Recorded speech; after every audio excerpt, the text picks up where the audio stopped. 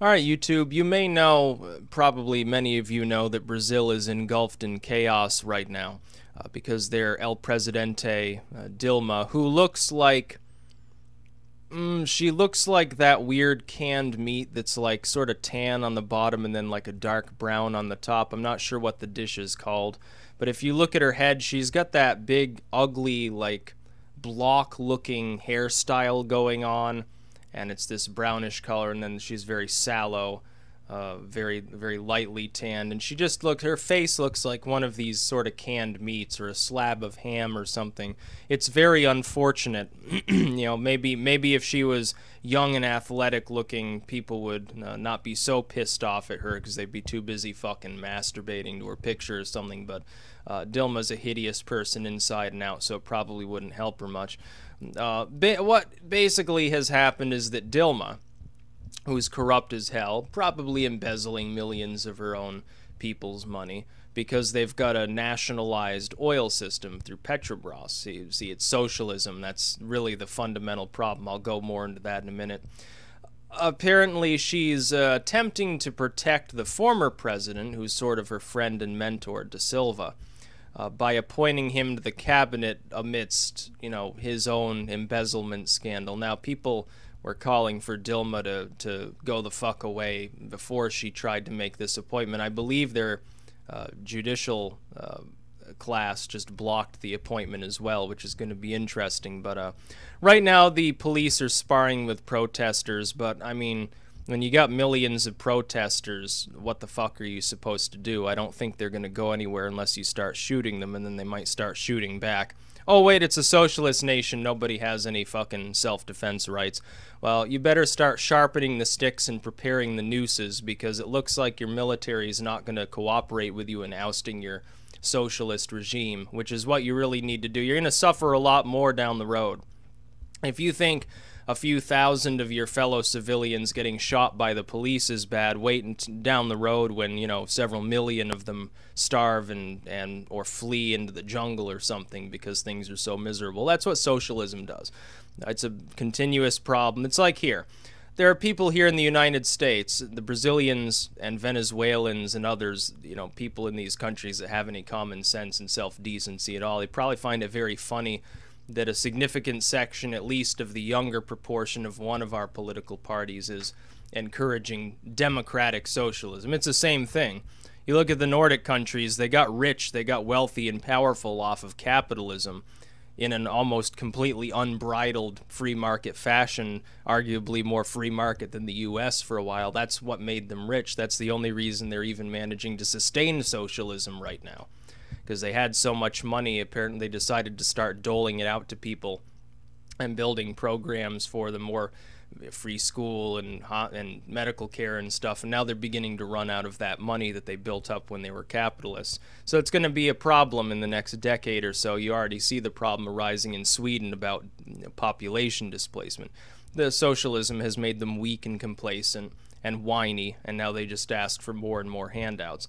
Here we have the same problem. It's like when the left here, they talk about, well, you can thank socialism for, and then they go down sort of a list of all the socialized or semi-socialized programs and things that we have in our lives, like the road system. Well, there are privately maintained roads in the country. We also had roads before socialism even was dreamed up as a concept. Now, I don't know how this occurred. Even deer will create a footpath for themselves by marching through the woods over time. Taking the path of least resistance is not that difficult. Thanks to socialism, though, our roads and infrastructure are largely falling apart, and the maintenance budgets required just to keep them in their already semi-dilapidated condition that is, are extraordinarily high, because what you have a government that has its road crews. There's no competition, so there's no reason for them to be more effective, to work more efficiently, to invest in better technology necessarily. You've got 5 union workers standing there fixing a segment of road. 1 or 2 of them is working, the rest are just on the corner watching with their hands on their sides, laughing, telling jokes, smoking, or having a lunch break or something. This is the problem with the centralized systems. Like our educational system, socialized education, otherwise everyone would be dumb. and retarded. Well, people were beginning to gain much greater literacy in this country than most parts of the world long before we socialized our educational system. Thanks to the over-socialization of this same admittedly formerly powerful system, what has ended up happening is that we are now sliding down near the bottom of the pack as far as our educational system goes. We're like dead last in the civilized world. We're not dead last because those horrible free market capitalists destroyed the system. No, it's entirely socialized. The schools that are privately run routinely outperform the socialized educational system. It would have been easier to create a basic constitutional style framework for education and let the private market handle it. It would be easier for the government to hand out vouchers for private schooling. Then it would probably be cheaper as well. It'd be easier to do that than to have the government continue to run it, or to give it back completely to the states and municipalities, take a federal hands-off approach. At the very least, you have some level of competition going on. It's much more effective. That's just my opinion. Our educational system before No Child Left Literate and Common Crud was far better than it is after these programs. The problem is we've had two fucking retard presidents in a row. They talk about the police. Oh, you wouldn't have police to protect you if not for socialism. And yet in the same sentence, they rant about police brutality and unaccountability. Well, yeah, when you have a nationalized, centralized, unaccountable, bureaucratic, and utterly unconstitutional program, like government-run federal police forces, or local police that are essentially just taking a bunch of welfare from the local population when the population isn't actually cued in on controlling what they're enforcing, yeah, you're going to have some problems, budget problems and brutality problems, because they're not accountable to anyone. They investigate themselves when they do something wrong. This is the problem with socialism. And the problems go on literally. I could do like a 5-hour show just talking about the problems of central planning and socialism, how they cause nations to fail, how they cause nations to fuck themselves up, how nations that have become wealthy not through socialism, but through free market endeavors, through individual effort, through increases in technology by entrepreneurs, which are deeply frowned upon in a heavily bureaucratized system like ours now. It's difficult to become an entrepreneur when anything that you make, the government will come in and heavily regulate the second that you make it. Look at drones. Look at 3D printing. Look at the internet and how they're trying to regulate that. They're trying to do this because they want a slice of that pie for tax revenue purposes. And they want to be bullies and bully everyone around, because then they can keep giving people welfare handouts and people feel like there's no other option. That's what's happened in Brazil. You see right now, while there are many millions of protesters who want Dilma out, who want Da Silva basically hung from a tree, there are also many hundreds of thousands of counter-protesters that are out there in their red shirts waving socialist flags and communist flags and ranting about, we don't want a coup, Dilma's great, keep that welfare money flowing. You can't blame these people for acting like that, though, because the government instituted the policies that made the system so high tax that they needed welfare to begin with. This is what people don't understand about socialism. In the socialist system, costs are driven up by a lack of competition. Wages are driven down by a lack of competition. As the result of the much lower amount that the average worker is making, the government then takes some of that high tax revenue, gives it back to people, and makes them reliant. It's a way of controlling people, essentially.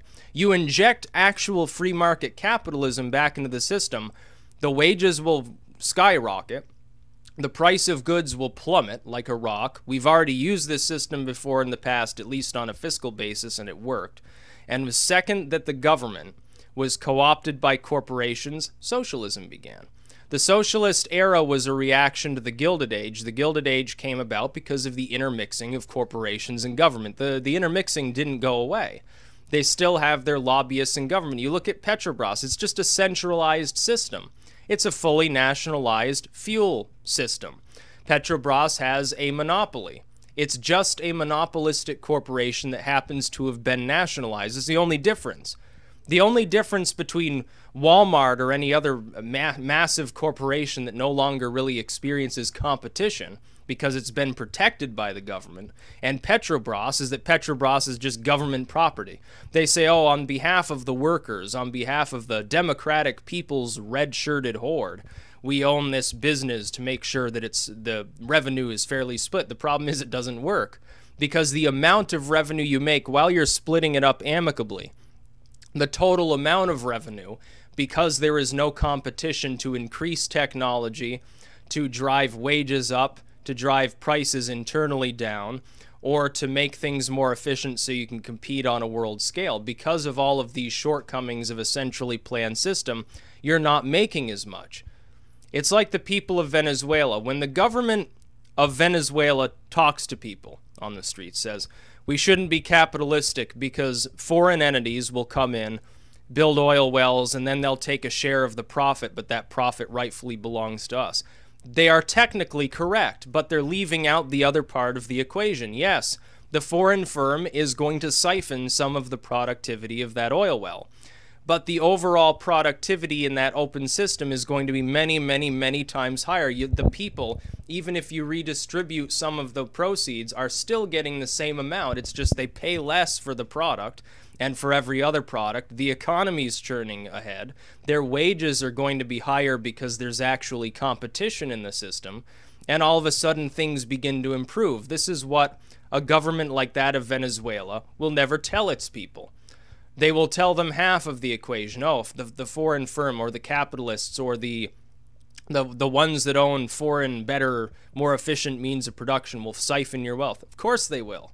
It's because they want their slice of the pie. If they're going to invest money into an oil drilling program, they expect to get some sort of payback for it. By the way, I don't begrudge them that. I begrudge them when they're bilking people outright and totally abusing people. But if they want to enjoy some level of productivity from having actually invested in such a thing, all power to them. There's nothing wrong with the concept of getting ahead, being productive, not having to get welfare handouts because the government has made it impossible for you to live without them. This is what Sanders wants for the USA, which is why I deeply oppose him. I've said before, he's from my state. I have no problem with him as a senator. Or at least I didn't until his white people can't be poor comments. Now I fucking hate the bastard.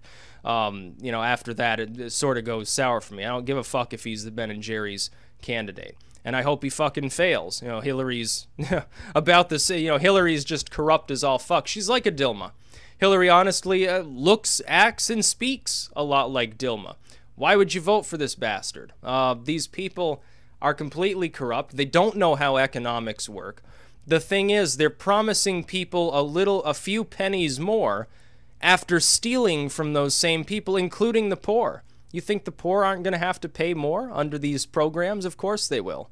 The only other option is the middle class ends up paying the poor's share. The middle class stops existing and becomes poor, becomes reliant, productivity slacks off, and everyone becomes poor.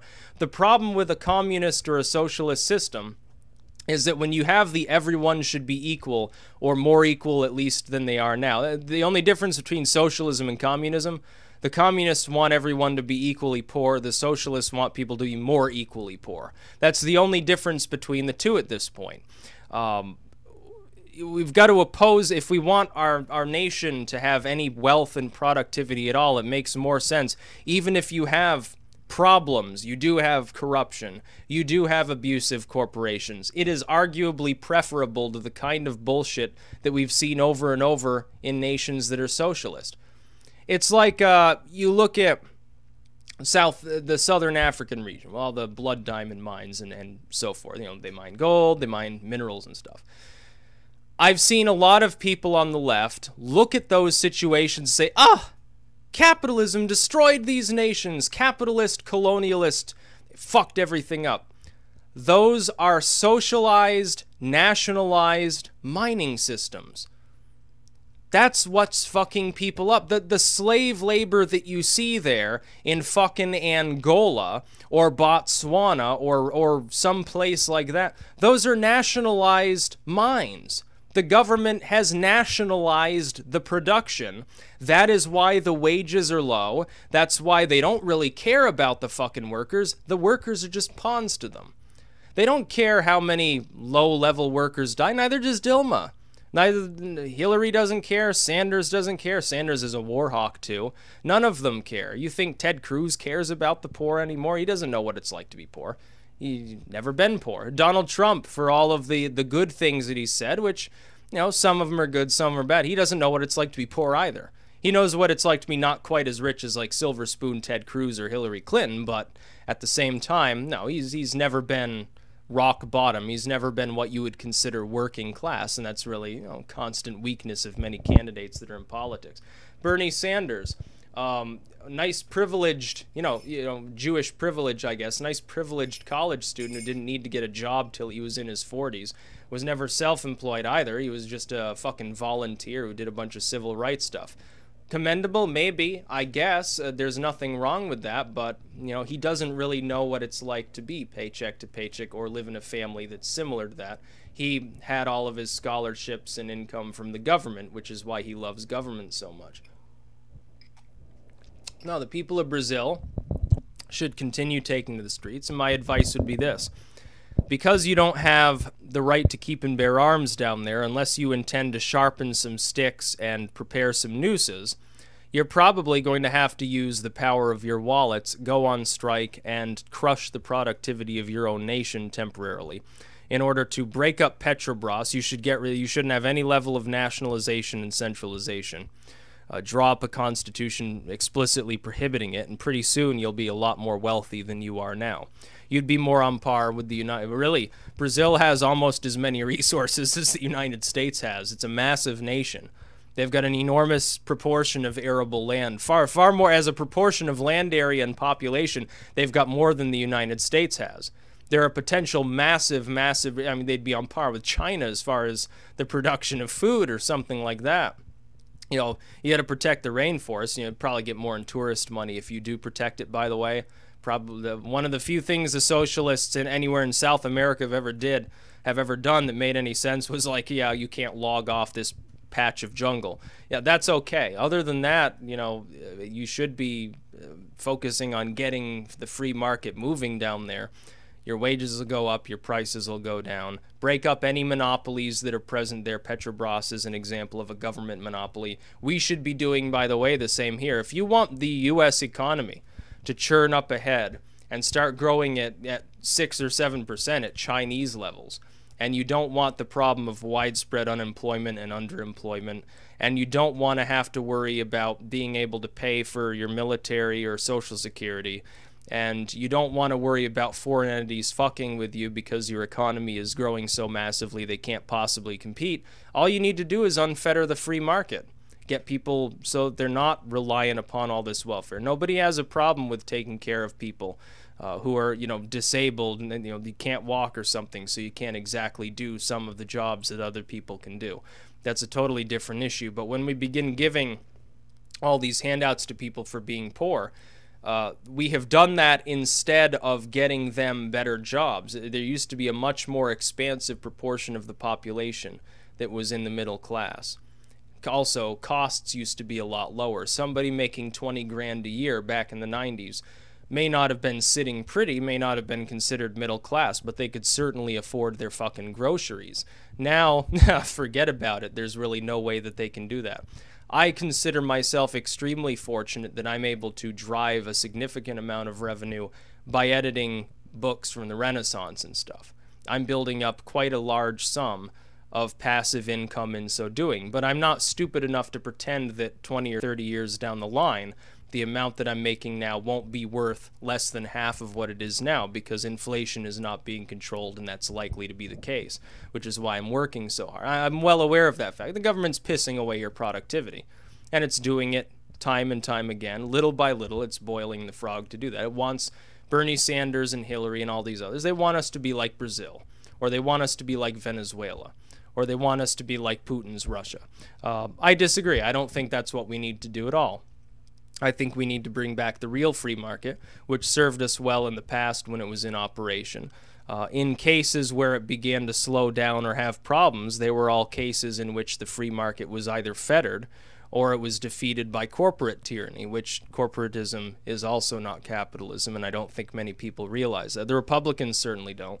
What they think free market capitalism entails is Walmart can do whatever it wants, but Walmart never would have become a multinational juggernaut incapable of being competed with that can drive other businesses under at a whim if it weren't for the government protecting them through its tax policies, through its regulatory policies. That's what we need to understand. Everything should be on a completely even keel. The smallest little one-room tent where some dude is selling knickknacks by the side of the road all the way up to the largest airport hangar-sized corporate chain. They should be competing on an even keel when it comes to their taxes, when it comes to regulatory fees and everything else. Ultimately, there shouldn't be any regulatory fees at all, because then our economy will move faster. So yeah, the people of Brazil should absolutely force Dilma out.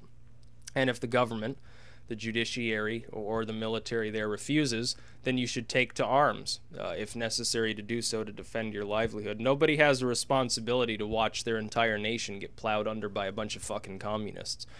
We used to understand this in the United States, and we used to cheer people on when they would try to overthrow communist dictators or whatever. Except, oddly enough, Pol Pot.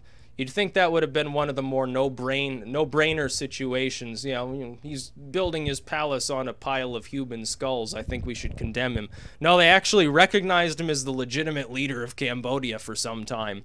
I don't know who made that decision, which advisor thought it was a good idea, obviously. In retrospect, probably not. That's like the one odd, it just doesn't make any fucking sense. I have to assume it has something to do with the Vietnamese government not liking Pol Pot or something at the time. I don't know. I don't pretend to fucking care. But other than that, people in general used to cheer when communists got hanged from a tree or shot or impaled or something. We should bring back those days. The biggest threat to this world still is far left socialism, communism, and so forth. I would say National Socialism, which is on the rise in some places. Not nativism, not nationalism in the nation-state alone sense. Fiscal National Socialism is just as bad as any other form of socialism. It really doesn't work, or it can work as long as your war machine's plowing ahead and you're taking more territory. The second that you stop, you get fucked. And we saw this perhaps in the past. So yeah, we got some problems in this world. Brazil has more than most. Hopefully Dilma will find herself in a shallow grave fairly soon. I mean, she can't claim to be a legitimate leader when she's embroiled in this kind of scandal. You can't claim to be a legitimately elected leader when the majority of the population is saying, well, it's time to impeach, and yet nobody appears to have taken any steps to get rid of her. Just a fucking retard. Also, why did Brazil even join BRICS? You do realize that the Russians are just using you for cheap labor and cheap crops and stuff like that, right? And that they're helping to depress your economy. What the fuck do you think they've been doing to South Africa? You're the breadbasket. China's too busy feeding its own massive population. Brazil's the breadbasket. China's the financier. South Africa's just the enormous pile of minerals that they happen to want. That's really what BRICS is. And India's sort of, well, we want them on our side so that they don't go to war with China at some point, and also they have some tasty tea, I guess, and some curried meat and stuff. This is basically what BRICS is. It's just Russia trying to bilk other countries using Chinese money. I don't know why Brazil and South Africa and so forth are on board. You know, that's right, they're all socialist states. That's why. That's about all. Peace out.